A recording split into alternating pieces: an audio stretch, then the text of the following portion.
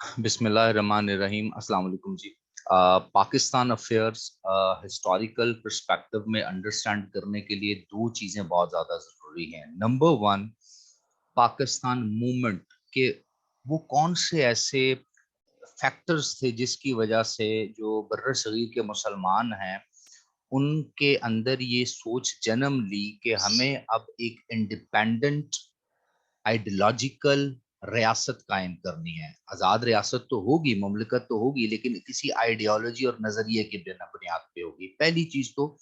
Pakistan movement पढ़ने के लिए ये फैक्टर अंडरस्टैंड करना बहुत जरूरी है कि वो कौन से ऐसे हालात थे कि 1000 साल तकरीबन बर्र सगीर पर मुसलमानों की हुकूमत होने के बावजूद मुसलमानों को under the sovereignty and सुज़ेरेनिटी of British राज ये फैसला करना पड़ा। ये इसको हम रिसेंट पास्ट कहते हैं। पिछले 150 साल, पौने 200 साल की तारीख इसमें आ जाती है। लेकिन इससे पीछे भी एक हिस्टोरिकल फेज चलता है 700 AD से, यानी 7वीं सदी ईसवी से, कि वो कौन सी ऐसी geographical, political, cultural and religious realities थी जिसकी वजह से जो इस्लाम है ये बर्रे सगीर में सबसे पहले दाखिल हुआ। तो इसको अंडरस्टैंड करना बड़ा जरूरी है। होता कुछ यूं है कि हमारे यहाँ चाहे कंपैटिटिव एग्जामिनेशन के सवालात सीएसएस, पीएमएस, जुडिशरी में आ रहे हों, चाहे एओ लेवल्स में आ रहे हों, जो आपने आंसर देना होता है वो लॉजिक और फैक्चुअल स्टेटमेंट्स का कॉम्बिनेशन होना चाहिए। Because now we are not living in a world जहां पर आपका जो बुकिश नॉलेज है, किताबों की हेडिंग्स हैं, या क्रोनोलॉजिकल ऑर्डर में आपने इवेंट्स को अंडरस्टैंड किया हुआ है, वो बहुत ज्यादा काम आपके आएंगे। ये मेथड ज्यादातर मैट्रिक एफएससी तक काम आता है। बाद में जब आप हायर स्टडीज में जाते हैं और कंपटीशन के एग्जाम में जाते हैं, तो फिर आपकी अपनी राय, आपकी अपनी ऑब्जर्वेशन, आपका अपना एनालिसिस, आपकी अपनी अंडरस्टैंडिंग और इनपुट बहुत ज्यादा मायने रखती है। इसके फर्दर स्टूडेंट लाइफ में भी, बीइंग अ कैंडिडेट और बीइंग अ पाकिस्तानी, आपको ऑनवर्ड अपनी एकेडमिक लाइफ में फायदा ये होता है कि आपकी जो बेसिस फाउंडेशंस जो होती हैं वो बड़ी साउंड होती हैं। जिस तरह आज के पाकिस्तान में, 2021 के पाकिस्तान में, जब हम ये ट्रेडिशनल किस्म की, हिस्टोरिकल किस्म की Pakistan movement, religious movement, evolution of Muslim society in सब कॉन्टिनेंट, इनकी बातें करते हैं, तो बाज जगह हमें बताया, समझाया या पढ़ाया जाने की ये कोशिश की जाती है कि ये सब अब बेमायनी है। हमें अब इस सिस्टम और इस जो एग्जिस्टिंग ग्लोबल विलेज का कॉन्सेप्ट है इसके अकॉर्डिंगली चलना चाहिए। दो कौमी नजरिया हो गया, आइडियोलॉजी हो गई, मुस्लिम इन सब कॉन्टिनेंट, ये तारीखी बातें। अब हम आगे की तरफ निकल आए, दुनिया जिस तरह चल रही है उस तरह चल रहा है। सवाल ये पैदा होता है कि जब हमारी एक बेस, हमारी एक बैकग्राउंड, हमारी एक फाउंडेशन किसी मकसद के तहत होगी तो उसके ऊपर एक अच्छी बिल्डिंग कायम होगी। और अगर हमारी फाउंडेशन ही बेहतर नहीं है तो उसकी बिल्डिंग, ऑब्वियस सी बात है, वक्त के साथ साथ बोसीदा भी हो जाएगी, मस्मार भी हो जाएगी। मेरा अपना, बीइंग एन एनालिस्ट या being a student of political science, history, Pakistan movement, international relation, global politics, foreign policy, area studies, जितने एरियाज पे मैं काम करता हूँ या किया है या मैं लर्निंग कर रहा हूँ, मेरा मानना यह है कि किसी भी तरह से जो मुस्लिम बर्रे सगीर में आए उसमें सिर्फ और सिर्फ एक एस्पेक्ट ये नहीं था कि मुस्लिम एक्सपेडिशंस चल रहे थे, मुसलमान एक्सपेंड कर रहे थे और बड़ी बड़ी जंगें लड़के मुख्तलिफ इलाकों पे कब्जे कर रहे थे। ये वन ऑफ द फैक्टर्स तो हो सकता है, लेकिन मुसलमानों का गलबा जो कि ज्यादातर बर्रे सगीर में सस्टेन किया, और एक बड़ी तादाद में इस वक्त मुसलमान बर्रे सगीर में रहते हैं। अगर मैं अनडिवाइडेड सब कॉन्टिनेंट की बात करता हूं तो मेरे सामने बांग्लादेश भी उसका हिस्सा ही आता है। साइलॉन, कुछ एरिया जो श्रीलंका के एरिया, ये भी एसोसिएटेड था। कुछ एरिया अफगानिस्तान के बॉर्डर भी चूंकि साथ जुड़े हुए थे, पाकिस्तान और आज का भारत ये भी एक थे। तो यहाँ पर आज से जब 700 700 एडी में 1300-1400 साल के करीब हो चुके हैं मुस्लिम آئے, انہوں نے انویڈ کیا, ایکسپیڈیشن لڑائیاں اور جنگیں لڑی, تو اتنا لمبا عرصے تک وہ سٹے کیسے کر گئے؟ جیسے آج میں اور آپ اگر دیکھ لیں, پاکستان کی 26-27 کروڑ عوام دیکھ لیں, بنگلہ دیش کی کو 30 کروڑ عوام دیکھ لیں, 40 کروڑ سے زیادہ مسلمان آپ بھارت میں دیکھ لیں, اس ریجن کے ارد گرد ایران کو دیکھ لیں, افغانستان کو دیکھ لیں, اور اپنے ارد گرد ساؤتھ ایشیا میں دیکھ لیں, تو بار کیف تو 1.25 ارب کے قریب کسی نہ کسی پوائنٹ آف ویو سے آپ کو مسلم پاپولیشن تو مل رہی ہے. وہ کس ٹائپ کے مسلمان ہیں, کس موڈ آف فرقہ یا سیکٹ کو فالو کرتے ہیں, ان کی اپنی زندگی میں اوریجنل اسلام کس حد تک ہے, یہ بحث الگ ہے. لیکن 711 کے حملوں سے پہلے بر صغیر میں اس طرح تو مسلمان یا اسلام نہیں تھا. اس کا مطلب ہے 1300-1400 سال اگر ایک مذہب ایک جیوگرافیکل لوکیشن اور بڑی جیوگرافیکل لوکیشن پر ایگزسٹ کرتا رہا ہے, سسٹین کرتا رہا ہے, تو اس مذہب کی, اس دین کی جو فاؤنڈیشنز ہیں وہ تو ٹرو تھی, اوریجنل تھی, تبھی اس پہ کھڑی کی ہوئی بلڈنگ بے حد حملوں کے باوجود, کلچرل انویژن کے باوجود, برٹش انویژن کے باوجود, بہت بڑی بڑی سازشوں کے باوجود, ڈفرنٹ قسم کے پولیٹیکل اینڈ اکنامک پریشرز کے باوجود, یہاں ہمیں اسلام کسی نہ کسی شکل میں ضرور نظر آتا ہے. اور چونکہ میں اسپیسیفکلی پاکستان کی بات ہی کروں گا, پاکستان افیئر میں, تو پاکستان کے اندر بہت ملٹیپل ڈائنامکس ہمیں پچھلے 74 ایئرز میں نظر آتے ہیں, جو کہ ہم پاکستان افیئر کی پوسٹ انڈیپینڈنس کا جو ہمارا ایریا اس پہ ہم کریٹیکلی اس کو سٹیپ بائی سٹیپ اور ایونٹ ٹو ایونٹ اس کو بھی ہم سمجھیں گے, پڑھیں گے. لیکن جو کچھ بیسک بیک گراؤنڈ ڈیولپ کرنے کے لیے سوال انسان کے ذہن میں ایز اے اسٹوڈنٹ جنم لیتے ہیں, اس کو ایڈریس کرنا بڑا ضروری ہے کہ کیا صرف ہم ایک پولیٹیکل نظام ہی لے کر آئے تھے, کیا ہم جنگ و جدل کرنے کے لیے یہاں پر آئے تھے, کیا ہم علاقوں پہ قبضے کرنے کے لیے آئے تھے, کیا محمد بن قاسم کے بعد کا دور جو غزنوید کا دور ہے, اس کے اپنے 17 حملے ہیں 1026 تک کے, اس کے بعد غوری کا دور ہے, اس کے بعد جو ڈائنیسٹیز یہاں پر جس کو غلامانہ دور کہا جاتا ہے, سلیو ڈائنیسٹی کہا جاتا ہے, جو کہ قطب الدین ایبک 1206 میں سٹارٹ ہوتی ہے. He himself was a Ghulam and later on become the son-in-law of جو غوری کا سن ان لا بن گیا تھا, اور پھر اس نے ایک دہلی سلطنت کی آغاز کی. اس کے بعد اس کے غلامان کی سلسلہ چلتا ہے, التتمش کا دور آتا ہے, التتمش کی بیٹی بنتی ہے, 4-5 سال کے لیے اس کے بیٹے بنتے ہیں, پھر ان کا غلام بلبن آتا ہے, پھر خلجی ڈائنیسٹی پھر تغلق ڈائنیسٹی آتی ہے, پھر خلجی ڈائنیسٹی آتی ہے, پھر لودھی ڈائنیسٹی آتی ہے, پھر سینٹرل ایشیا فرغانہ سے, تاجکستان کی ریاستوں سے ظہیر الدین بابر یہاں پر آ جاتا ہے. مغل امپائر یہاں پر 1526 میں فرسٹ وار آف پانی پت کے بعد اس کو اس کی فاؤنڈیشن بنا دی جاتی ہے. اس سے پہلے ہم دیکھتے ہیں کہ افغانستان کے علاقے غوری اور غزنی ہمارے پر اس ریجن پر آ کر فتوحات حاصل کرتے تھے. ساتھ ساتھ ویلتھ میکنگ بھی ہوتی تھی, ساتھ ساتھ اسلامک جو is a missionary religion, missionary دین ہے, اس کے اکارڈنگلی بھی دین بھی پھیلتا تھا. علماء کرام, صوفیاء کرام, اولیاء کرام کی ایک لمبی تاریخ ہمیں ملتی ہے. 800 عیسوی سے لے کر کم و پیش 1500 عیسوی تک جب دین الہی کا دور آتا ہے, تو یہ سب کیا ہے؟ یہ بیسک سوال ہے کہ ان تمام کی جو ہسٹوریکل ایویڈنسز ہیں, ان تمام ایفرٹس کے نتیجے میں ہندو کنورژن ٹو مسلم ہے, جینز کی کنورژن ٹو مسلم ہے, بدھسٹ کی کنورژن ٹو مسلم ہے, کرسچینٹی جو یہاں پر پھیل رہی تھی اس کا ختم ہونا, اور پھر اسلام کا اس ریجن میں بہت زیادہ پھیل جانا, پھر ایک دور آنا انگریز کا, پھر مسلمانوں اور ہندوؤں کی موومنٹس کا سٹارٹ ہونا, انڈین نیشنل کانگریس کی ایکٹیویٹیز, آل انڈیا مسلم لیگ کی ایکٹیویٹیز, مسلم لیگ اور کانگریس کا مل کے کام کرنا کچھ عرصے کے لیے, اس کے بعد پھر الگ ہو کر کے اپنی اپنی ایفرٹ کرنا, کانسٹیٹیوشنل اسٹرگل, قائد اعظم محمد علی جناح کی, قائد اعظم محمد علی جناح کے ساتھ ڈاکٹر علامہ محمد اقبال کی فلسافیکل, ریلیجیس, اور اس کے ساتھ ساتھ جو پولیٹیکل گرومنگ ہے اس وقت کے دور کی، اور اس دور سے اگر پیچھے جایا جائے تو سر سید احمد خان کا جو دور ہمیں نظر آتا ہے، جو ریفارم موومنٹ سر سید احمد خان ایجوکیشن کے نام پر لے کر آئے، اس سے تھوڑا پیچھے چلے جائیں تو شاہ ولی اللہ ہمیں نظر آتے ہیں. شاہ ولی اللہ کے بالکل کچھ عرصے بعد ہمیں فرازی فیضی موومنٹس یہاں پر نظر آتی ہیں، ٹیٹو میر نظر آتا ہے. تو یہ تمام چیزیں کیا تھی؟ اس کی ظاہر سی بات ہے یہ کچھ کسی بلڈنگ کو کنسٹرکٹ کر رہی تھی نا،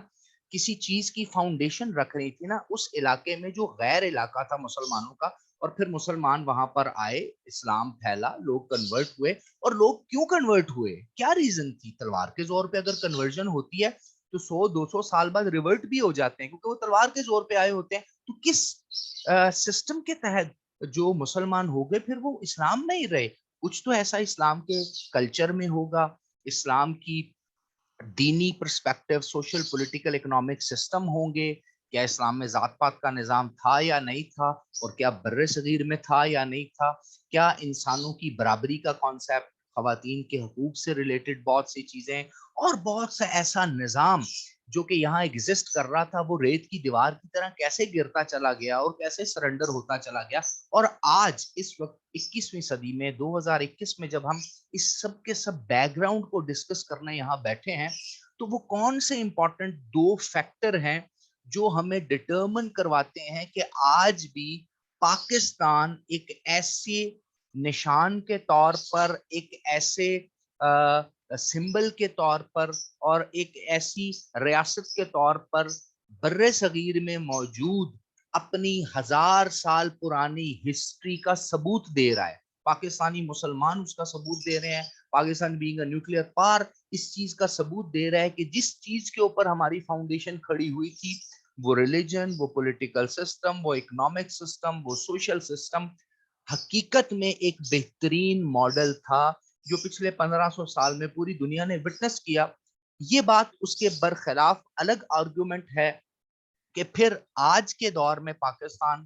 اس بیکورڈنس، اس سوشو پولیٹیکو اکنامک ٹرمائل سے کیوں گزر رہا ہے. وہ انشاءاللہ پوسٹ انڈیپینڈنس میں ہم ڈیٹیل میں ڈسکس کریں گے. لیکن یہ سوال آپ کے سامنے رکھنا اس لیے ضروری ہے کہ جب ہم سوال کو اس طرح سے سامنے رکھیں گے تو اس کا جواب جب ہم انڈرسٹینڈ کریں گے، لٹریچر پڑھیں گے، تو وہ ہماری میموری بھی ڈیولپ ہوگی، وزڈم بھی ڈیولپ ہوگا، تھاٹ پروسیس ہوگا، انٹلیکچوئلزم آئے گا، آؤٹ آف دا باکس چیزیں ہمیں سمجھ آئیں گی، رٹا نہیں مارنا پڑے گا، کریمنگ نہیں کرنی پڑے گی. اور پھر ہم اس جستجو میں جب اس چیز کو ریسرچ کریں گے، فائنڈ آؤٹ کریں گے، تو بہت سے سوالوں کے جواب ہمیں مل جائیں گے. اور یہی ہمارا مقصد ہے، اور یہی ہمارے ایگزام کا بھی مقصد ہے کہ آپ کی جتنی بھی ان پٹ ہو، جتنا بھی آپ پیپر اٹیمپٹ کریں، اس میں آپ بکش نالج کم دیں، آپ زیادہ سے زیادہ فوکس کریں ان چیزوں کے اوپر جو آرگیومنٹ، لاجک، ریفرنس، وزڈم اور منطق کے تحت آپ بہتر سمجھتے ہیں، اور پھر آپ کے آنسر میں وہ چیز ریفلیکٹ ہو. پچھلے 10 سال سے قریباً پی ایم ایس کے اور سی ایس ایس کے اگر آپ امتحان دیکھیں، ایون کہ میں جب اے او لیولز کے بھی ایگزام دیکھتا ہوں، چاہے وہ ہسٹری کے ہوں یا پاکستان اسٹڈیز کے ہوں،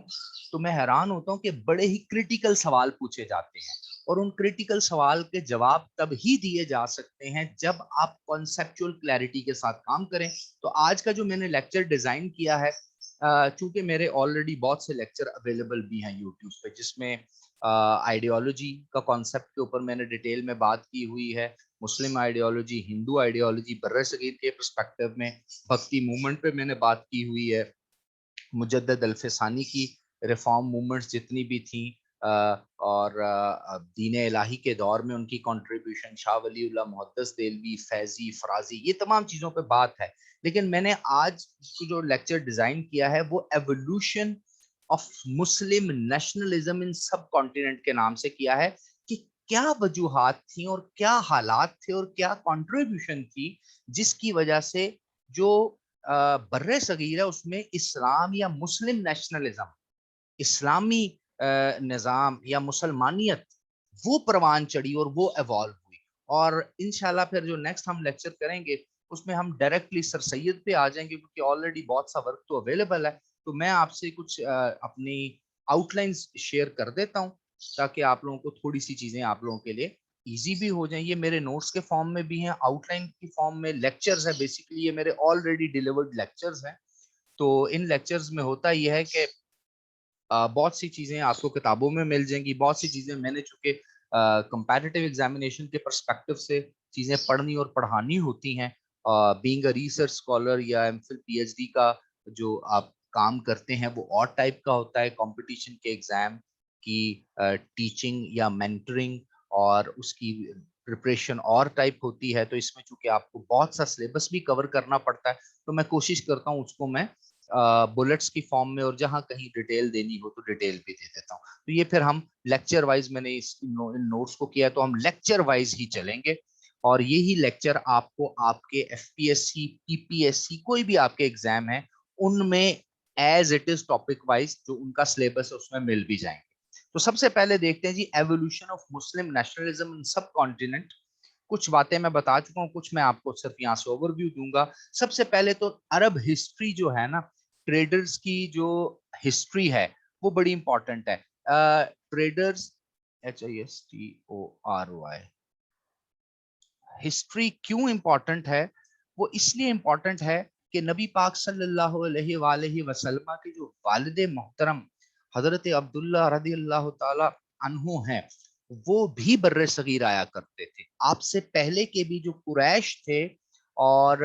زیادہ تر قریش بر صغیر کی طرف آیا کرتے تھے. اور اس کی ریزن کیا تھی؟ اس کی ریزن یہ تھی کہ بر صغیر کا جو ابھی بھی, جس طرح آپ اگر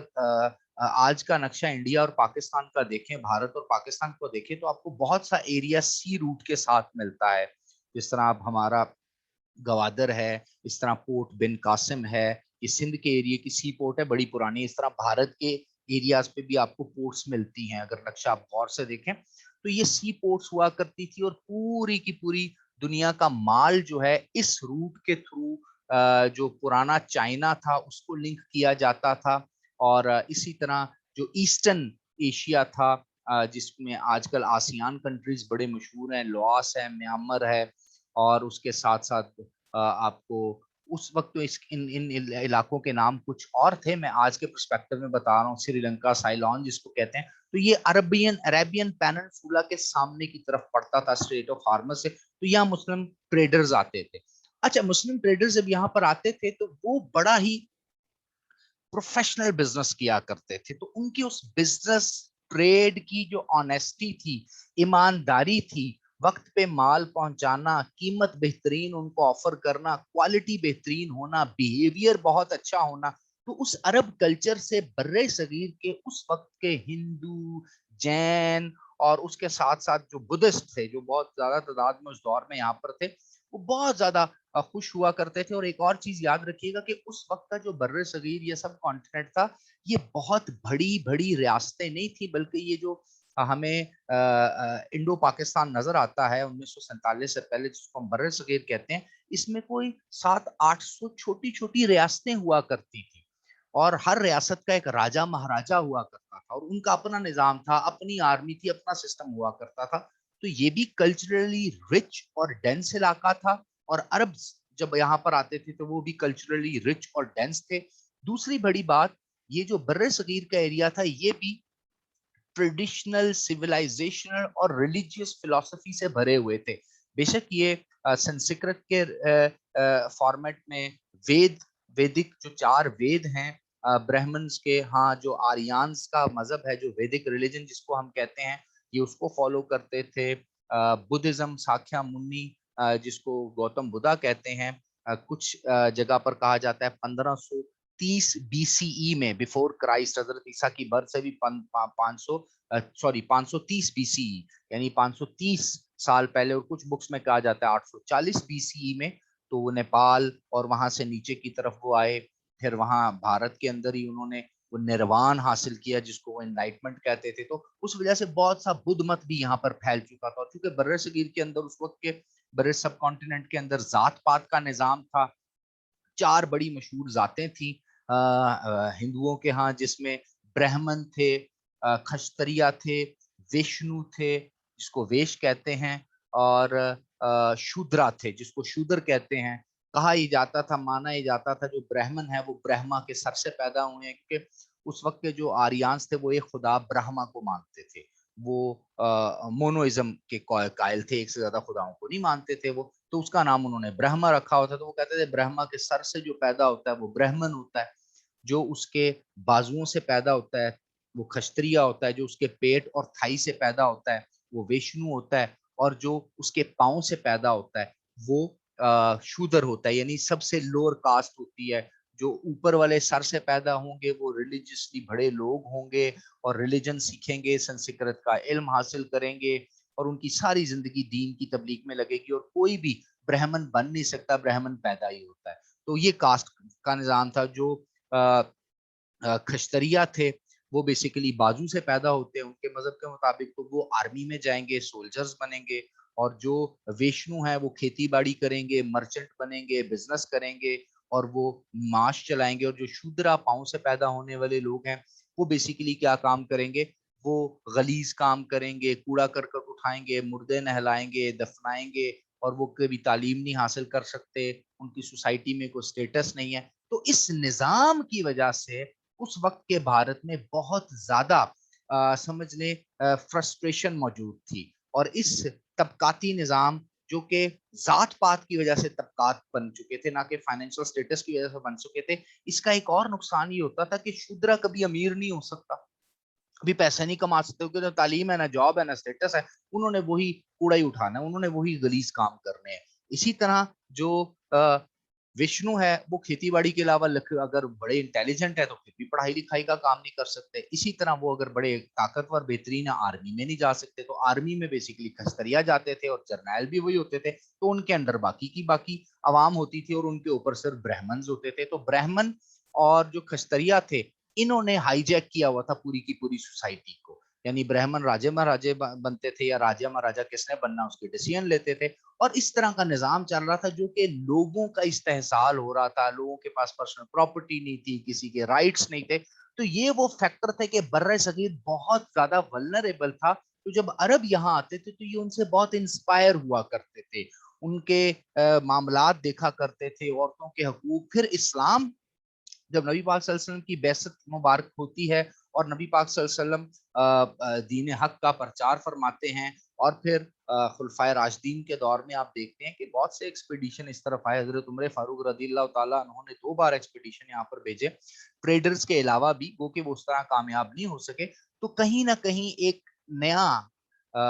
وہ جنم لے رہی تھی وہ چیز کہ اسلام جو ہے وہ ایک all together social political economic تمام اس کے نظام بہترین ہے۔ تو یہ یہاں پر بیسیکلی یہ ہسٹوریکل ایوولوشن کی ریزنز میں ایک ریزن ہے کہ سب کانٹیننٹ ویسے ہی اتنا ولنریبل تھا کہ انہوں نے کسی اور پولیٹیکل اور اکنامک اور ریلیجیس نظام کی ان کے اندر اس وقت گنجائش موجود تھی، وہ چاہتے تھے کہ ہمارے پاس کچھ ایسا نظام ہو۔ اس کے بعد آتے ہیں جی کہ اس وقت ہوا کیا۔ اگر ہم دیکھیں تو کرنگ نور جو تھا وہ انڈین نیشنل تھا جس نے اسلام قبول کر لیا۔ سار کافی جو تھا وہ عمان کا گورنر تھا۔ عمان بیسیکلی ایک بندرگاہ، ابھی بھی آپ دیکھیں تو عرب کے ساتھ ایک ایریا وہاں پہ پائی جاتی ہے۔ تو حضرت عمر کے دور میں اس نے اسلام قبول کر لیا، کیوں؟ اور اس دور میں پھر جو بامبے کے قریب کچھ سی پورٹس تھیں اس کے اوپر حملے بھی ہوئے، بے شک وہ کامیاب نہ ہوئے۔ اس کے بعد کیا ہوا کہ سائلون کا ایک قصہ سب کو پتا ہے، بڑا لمبا سا ہے کہ کچھ ٹریڈ ہوا کرتی تھی اس وقت عرب کے درمیان، برصغیر اور آج کے سری لنکا جس کو سائلون کہا جاتا ہے، ان ایریاز کے درمیان۔ تو وہ جو ٹریڈ تھی اس میں کچھ ہوتا یہ تھا کہ سمندری قذاب جس کو پائرٹس کہتے ہیں، جو چھوٹی چھوٹی کشتیوں میں ہوتے تھے اور بڑے بڑے جہازوں اور کشتیوں کو لوٹ لیا کرتے تھے۔ اور اس وقت جو اس ریجن میں سندھ کے اس ایریے پہ راجہ داہر جو تھا وہ راجہ مہاراجا تھا۔ میں نے آپ کو بتایا کہ اس وقت کوئی ایک تو بڑا افسر یا بڑا مالک یا بادشاہ تو برصغیر میں تھا نہیں، 1000 کے قریب تو چھوٹی چھوٹی ریاستیں یہاں موجود تھیں۔ تو وہ جو تھا وہ ان پائرٹس کی بیک اپ کرتا تھا، ان کے سپورٹ کرتا تھا۔ تو جب پائرٹس نے اٹیک کر دیا، سمندری قزاقوں نے اٹیک کر دیا اور عرب کے کچھ بڑے سردار مارے گئے، ان کی خواتین کو وہاں سے اغوا کر لیا گیا، عصمت دری کی گئی اور بڑے مسائل ہوئے۔ تو یہ جب خبر پہنچی اس وقت کے خلیفہ عبد المالک کے پاس، تو مالک جو تھا بیسیکلی امیاد بنو امیہ کا خلیفہ تھا اس وقت کا، تو اس نے پھر حجاج بن یوسف جو اس کا اس وقت کا جرنیل تھا اس ایریے کو جو دیکھتا تھا، اور اس کے بھی آگے کزن بھتیجا جس کو ہم کہتے ہیں محمد بن قاسم، ان کی ڈیوٹیاں لگائی. پھر انہوں نے محمد بن قاسم نے مکران کی طرف سے بلوچستان کا جو ایریا وہاں سے داخلہ لیا، اور پھر وہاں سے وہ نیچے سندھ کی طرف آئے. پھر ایکسپیڈیشنز ہوئے اور راجہ داہر جو ہے اس کو مہران ایک انڈس کے قریب علاقہ ہے دریائے سندھ کے پاس، وہاں اس کو مار دیا گیا. اور کہا یہ جاتا ہے کہ جو اس وقت راجہ داہر کی وائف تھی جس کا نام رانی بائی تھا، اس نے محمد بن قاسم کو 15,000 سولجرز کے ساتھ چیلنج کیا، بٹ وہ بھی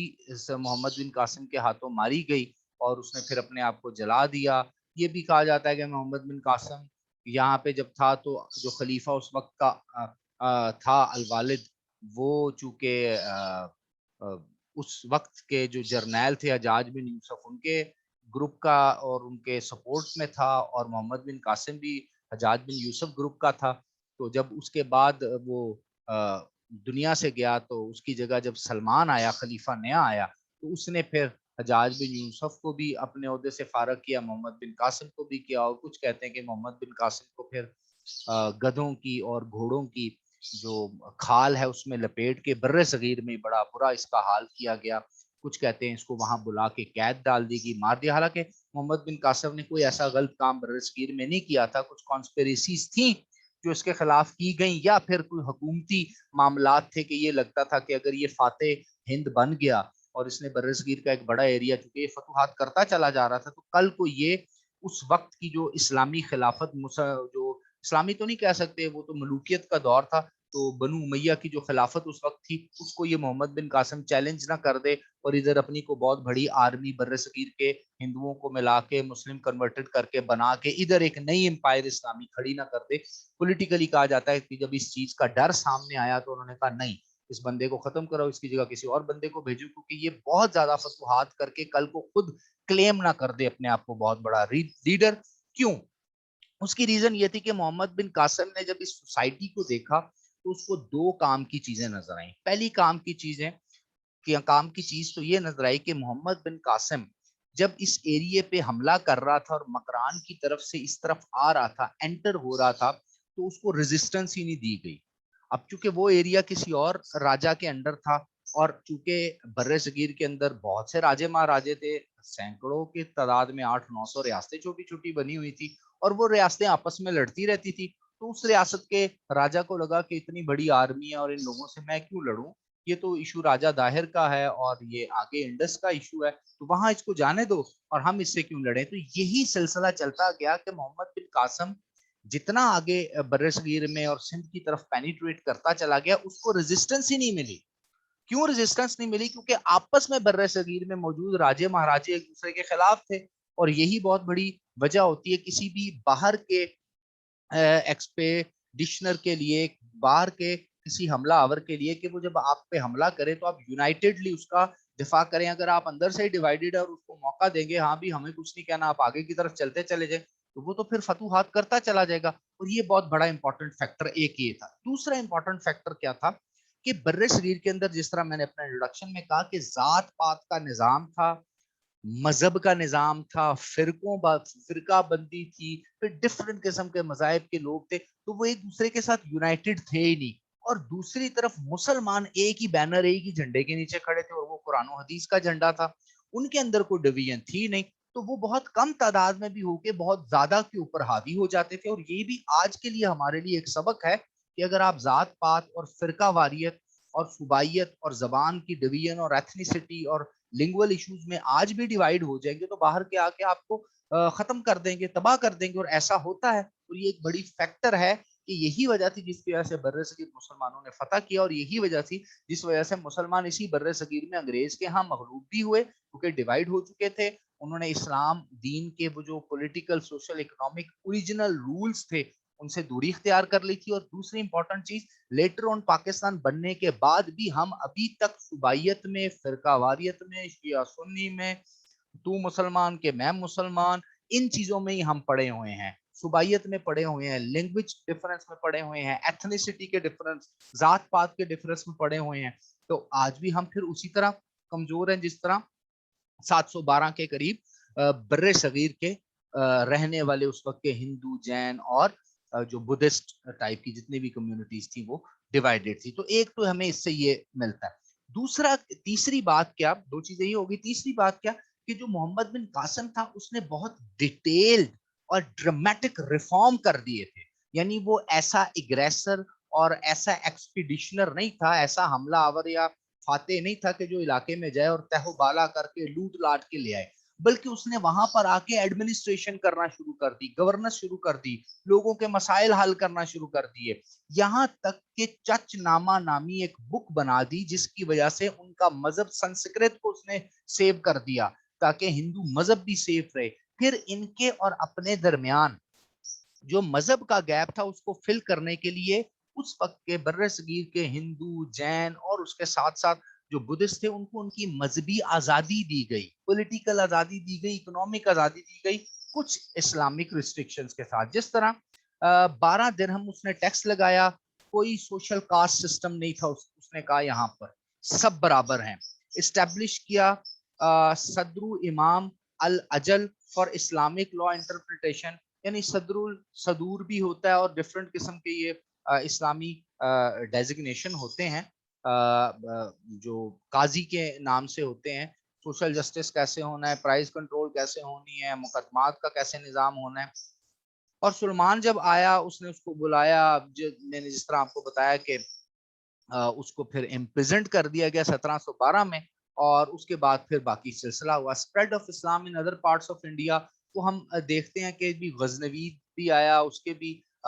بہت سے اٹیکس تھے, 1000 سے لے کے 1026 تک اس کا ایک پیریڈ آتا ہے جو کہ غزنوید پھر 1185 تک یہاں رہے. اچھا, یہ وہ دور ہے جب بر صغیر میں کافی حد تک یہ امپیکٹ بیٹھ چکا ہے اور مسلمان جو ہے زور پکڑ چکے ہیں, اور چونکہ اسلام سب کو برابری دیتا ہے تو زیادہ سے زیادہ لوگ مسلم بھی ہو رہے تھے, ایکول سٹیٹس مل رہا تھا. دوسری بات یہاں پر ایک اور بھی یاد رہے کہ محمد بن قاسم 712 میں جب یہاں پر آتا ہے تو اس سے ٹھیک 11-12 سال پہلے بر صغیر کے اندر ایک آگ لگ چکی ہوتی ہے. یعنی 700 AD میں 7ویں صدی کے آغاز کے پہلے سال ہی بر صغیر کے اندر شودرا, جو کہ ہندو اور برہمن کے مذہب کے مطابق برہما کے پاؤں سے پیدا ہونے والی اور سب سے نیچی ذات کی قوم ہے, ان شودرا میں ایک شخص پیدا ہوتا ہے جو کہ ایک لیڈر بن کے 700 AD میں 7ویں عیسوی میں ابھرتا ہے, جس کا نام شنکراچاریہ ہوتا ہے. شنکراچاریہ بیسیکلی ہوتا تو ہندو ہے اور شودر کاسٹ سے ہوتا ہے تو وہ بدھسٹ ہو جاتا ہے. کیوں؟ کیونکہ بدھ مت میں بھی کوئی ذات پات نہیں ہوتی, تو وہ جب بدھسٹ ہوتا ہے تو وہ زیادہ تر لوگوں کو کہتا ہے کہ تم بدھ بن جاؤ اور بدھسٹ مذہب اختیار کر لو اور بھکت بن جاؤ. تو وہاں سے بھکتی موومنٹ کا آغاز ہو جاتا ہے, اور کافی حد تک جو لوور کاسٹ ہیں جس میں وشنو اور شودرا ہیں, یہ دو نیچے والی کاسٹیں جو انڈیا کی ہیں بھارت کے اندر اس وقت کی تھی, وہ زیادہ تعداد میں سپیڈیلی جو ہے کنورٹ ہونا شروع ہو جاتی ہیں to other religion, that is Buddhism اور جینزم. اور جیسے ہی اسلام جاتا ہے تو ایک اور اپورچونٹی آ جاتی ہے, اب جو بدھسٹ اور جین نہیں ہوئے تھے وہ مسلمان ہو جاتے ہیں. تو یہاں پر دو نقصانات اس وقت موجود بر صغیر کے ہندو مذہب کو اور اس وقت کے ہندوؤں کو یہ ہوتے ہیں کہ ہندو مذہب جلدی اور سپیڈ سے ختم ہونا شروع ہوتا ہے, اور اس کی جگہ یا بدھسٹ بن رہے ہیں لوگ, یا جین بن رہے ہیں, یا لوگ پھر بن رہے ہیں مسلم بن رہے ہیں. اس سے اپیرنٹلی تو پہلے 300-400 سال میں یعنی 700 سے لے کے 1100-1200 کے AD کے درمیان عیسوی, یعنی 700 عیسوی سے 1200 عیسوی کے درمیان زیادہ تر بدھزم اور اسلام کو فائدہ ہوتا ہے. لیکن لیٹر آن اس بھکتی کانسیپٹ کو یا بھکتی موومنٹ کو جو کہ شنکراچاریہ نے چلائی تھی اس کو ہائی جیک ہندو کر لیتے ہیں, اور پھر اس سے ڈیمیج اسلام کو ہونا شروع ہو جاتا ہے. اس میں میرا ایک ڈیٹیل لیکچر موجود ہے, آپ وہ بھکتی موومنٹ پہ دیکھ سکتے ہیں, تو بڑی ڈیٹیل میں اس میں نے فیکٹرز کے اوپر بات بھی کی ہے. تو یہ اب آپ کو میرا انٹروڈکشن سمجھ آ رہا ہوگا جو میں نے سوال ریز کیے تھے کہ کیوں 1200-1300 سال ہو چکے ہیں اور بر صغیر کے اندر مسلمانوں کی تعداد بڑھتی چلی جا رہی ہے. وہ کیسے مسلمان ہیں؟ پورے مسلمان ہیں، آدھے مسلمان ہیں، شیعہ مسلمان ہیں، سنی مسلمان ہیں، پکے مسلمان ہیں، کچے مسلمان ہیں، یہ بحث الگ ہے. بٹ اسلام، قرآن اور نبی پاک صلی اللہ علیہ وآلہ وسلم آخری نبی اور رسول ماننے والے مسلمان تو ہیں نا. تو اس پرسپیکٹو میں اگر دیکھا جائے تو یہ جو ہے ایوولوشن جو ہے یہ 3 پرونگ ایوولوشن ہے. نمبر 1 تو مسلمان یونائٹڈ تھے. نمبر 2 وہ جو سیولائزیشن اور کلچر اپنا ساتھ لے کے آئے، اکویلٹی کا نظام لے کے آئے، انصاف کا نظام لے کے آئے، پولیٹیکل اور اکنامک لبرٹی کا نظام لے کے آئے، عورت کی برابری کا نظام لے کے، اس نے بہت زیادہ اٹریکٹ کیا. اور تیسری امپورٹنٹ چیز کہ اس وقت کے جتنے بھی بڑے مسلم اسکالرز تھے، علماء تھے، صوفی تھے اور ولی اللہ تھے، اولیاء کرام تھے، وہ بھی موقع کی نزاکت کو دیکھتے ہوئے برِ صغیر میں داخل ہوئے، ایران کی طرف سے، افغانستان کی طرف سے اور سینٹرل ایشیا کی طرف سے اور عرب کی طرف سے، ایون کہ سوریا، شام، دمشق اور عراق کی طرف سے بھی بڑی بڑی ہستیاں برِ صغیر میں آئیں. اور یہ کیا تھا کہ ایک طرف ملٹری پوائنٹ آف ویو سے مسلمان سٹرانگ ہو رہے تھے، طاقت پکڑ رہے تھے، اکنامک اور پولیٹیکل سسٹم اچھا تھا. دوسرا، روحانی طور پر انسان کی روح کی خدمت کرنے کے لیے اولیاء اللہ اور صوفی کرام آیا، صوفیہ کرام یہاں پر آ رہے تھے. تو پورے کے پورے ہندو معاشرے کو اتنا بڑا آپشن اس سے پہلے کبھی تاریخ میں نہیں ملا تھا کہ جہاں ان کو روحانی مسائل کا بھی حل ہو رہا ہے، ان کے اکنامک ایشوز بھی ڈیل ہو رہے ہیں، سوسائٹی بھی برابری آ رہی ہے، ایک دوسرے کو رائٹ مل رہے ہیں، بہترین عدالتی نظام ان کو مل رہا ہے، بہترین حکمران مل رہے ہیں، لبرٹی ٹو گرو، انکم کمانے کے مواقع مل رہے ہیں، آگے بڑھنے کے مواقع. اس سے پہلے کسی اور مذہب میں یہ اتنی زیادہ آپشنز تھی نہیں. اور یہی 3 امپورٹنٹ فیکٹر، یہی 3 امپورٹنٹ پرونگز، یہی 3 امپورٹنٹ ایریاز ہیں جو آج کے پاکستان سے نکل چکے ہیں، اور جس کی وجہ سے آج کا نوجوان، آج کی مسلم جو یہاں کی یوتھ اور باقی لوگ ہیں وہ پریشان ہے کہ ایک تو آپ کی روحانی طور پر صوفیہ کرام اور علماء کرام اور اس کے ساتھ ساتھ اولیاء اللہ کی کمی ہے، بلکہ ناپید ہی ہو چکے ہیں. دوسری طرف ریاست اپنا کردار نہیں ادا کر رہی، سوشل پولیٹیکل اور اکنامک جسٹس نہیں مل رہا، جوڈیشل سسٹم ہمارا دیکھ لیں کولیپس کرا ہوا ہے. اور تیسری امپورٹنٹ چیز، ہم یونائٹڈ نہیں ہیں. تو یہی چیزیں تھی تب جس وجہ سے ہم آگے آئے. اقبال اسی کے اوپر فرماتے ہیں نا کہ وہ معزز تھے زمانے میں مسلمان ہو کر اور تم خوار ہوئے تارک قرآن ہو کر. تو وہ تو ایک تھے، مسلمان تھے، نہ ان میں کوئی افغانی تھا، نہ ان میں کوئی ایرانی تھا، نہ ان میں کوئی بلوچ تھا، نہ سندھی تھا، نہ پنجابی تھا، نہ پٹھان تھا، نہ کشمیری تھا، وہ تو مسلمان تھے. اور ہم کون ہیں؟ ہم اس ایک قرآن کے ماننے والے اپنے آپ کو کہتے تو ہیں، لیکن اس قرآن کی جو فلسفی اور قرآن کی جو احکامات ہیں اس کو ہم نے ترک کر دیا اپنی زندگیوں سے. تو اب آپ دیکھ لیں ہمارا وہی حال ہے کہ جو 712 کے برِ صغیر میں موجود ہندوؤں کا حال تھا. تو کیسے ان کو تہو بالا کیا اور کیسے ایک نیا دین، نیا مذہب اور نیا سسٹم آیا. تو اس کے اوپر ڈیٹیل میں انشاءاللہ چونکہ میں نے کافی حد تک بات کی ہے. پھر چونکہ 14ویں 15ویں صدی میں گرو نانک کا ایک کانسیپٹ ہمیں نظر آتا ہے، اور گرو نانک کے سے ایک نیا مذہب جنم لیتا ہے جس کو سکھ مذہب کہا جاتا ہے، وہ بھی یہاں پر آ گیا. اور ہندو ریاکشن میں نے آپ کو بتایا تھا 12ویں 13ویں صدی تک تو بھکتی موومنٹ ان کو ڈیمیج کرتی رہی، لیکن 13ویں 14ویں صدی کے بعد پھر بھکتی موومنٹ کو ہائی جیک کر لیا گیا، اور پھر اس کے بعد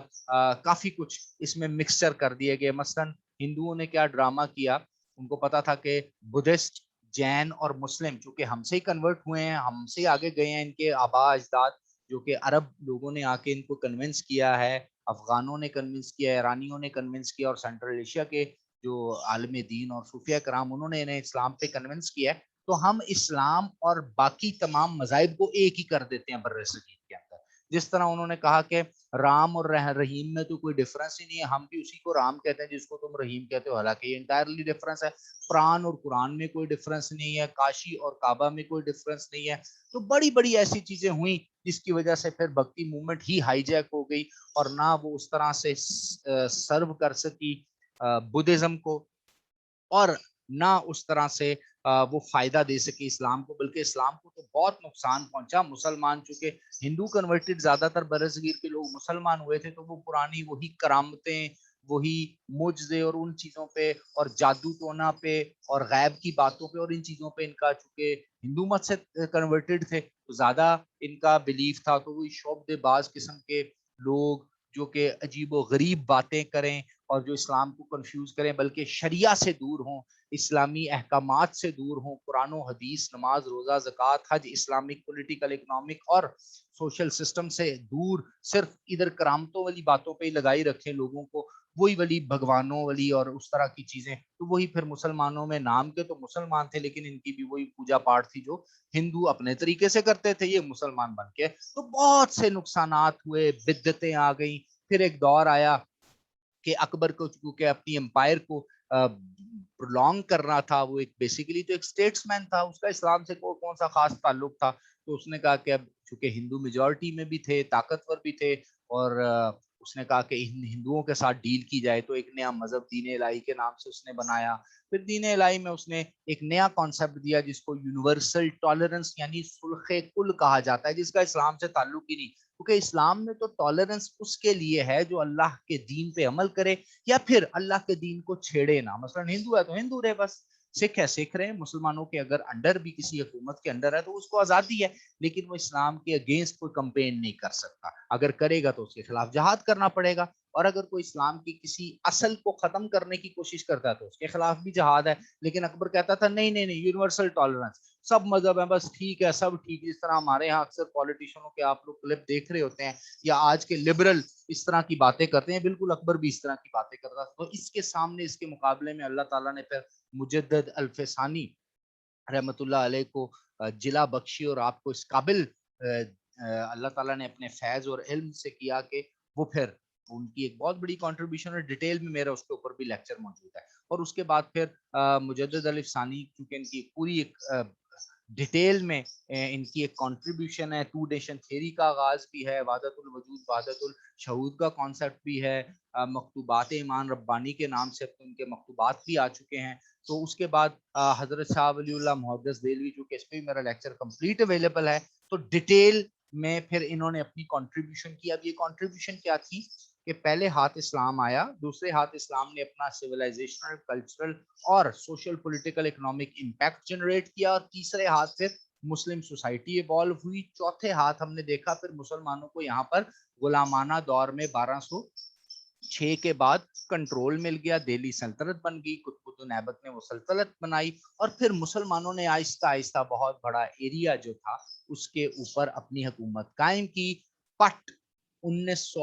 15ویں صدی میں پھر وہ ریورس کی طرف مسلمان جانا شروع ہو گئے، عیاشیوں میں پڑ گئے، دین سے دور ہو گئے، بدعت پیدا ہو گئی، دو نمبری پیدا ہو گئی، خود انٹرپریٹیشن دین کی شروع ہو گئی، فرقہ بازی شروع ہو گئی، اور وہی چیزیں شروع ہوئیں جن کمزوریوں کی وجہ سے مسلمان بر صغیر داخل ہوئے تھے جو ہندوؤں میں موجود تھی، وہی سارے کے سارے اعمال مسلمانوں میں آ گئے، اور آہستہ آہستہ آہستہ آہستہ وہ جو evolution of Muslim nationalism evolve ہو رہا تھا بر صغیر میں، اپورڈ ڈائریکشن کی طرف جا رہا تھا، پھیل رہا تھا، وہ ریورس گیئر لگ گیا۔ لیکن اس ریورس گیئر نے بھی اتنا افیکٹ اس لیے نہیں کیا کہ اللہ تعالیٰ نے اپنے دین کو قائم رکھنے کا وعدہ خود کیا، تو بڑے بڑے فقہا، علماء، عالم دین، اسکالر، ریفارمر اور اولیاء اللہ کی ڈیوٹی اللہ نے اس ریجن میں لگائی، اور انہوں نے پھر بقائے اسلام، دو قومی نظریہ،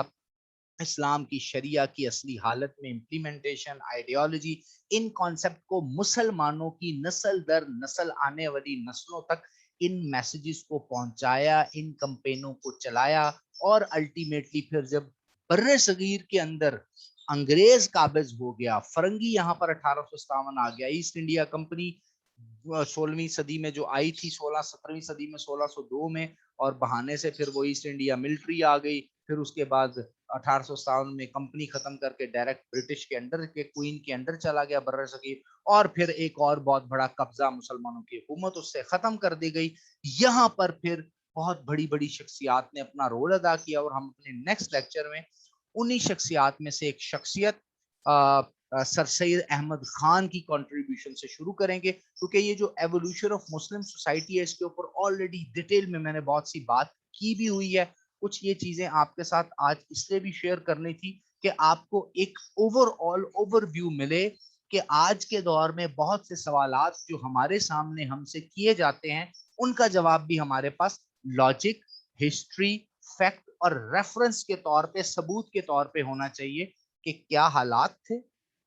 کیا فیکٹرز تھے اور کس طرح. تو اگر آج وہی حالات آپ دوبارہ اس ایریے میں، اس ریجن میں، اس ٹیریٹری میں کر دیں گے، وہی فیکٹر اسلام میں داخل ہو جائیں گے، وہی امپیورٹیز اسلام میں داخل ہو جائیں گی، تو پھر کون اس اسلام کو مانے گا؟ تو یہاں پر پھر تجدید اور مجددی کا ایک دور اور شروع ہوگا، جو انشاءاللہ جس کے اوپر بات کریں گے. اور پھر پوسٹ انڈیپینڈنس پہ ون بائی ون پھر ڈیٹیل لیکچر سیریز ہے. میں ہوپ کرتا ہوں کہ یہ کافی زیادہ پروڈکٹیو اور آپ کے لیے فائدے مند ہوگا. اب جو سوال کرنا چاہتا ہے آپ میں سے جو بھی اسٹوڈنٹ کو اس پر ڈیٹیل میں سوال کر سکتا ہے پلیز.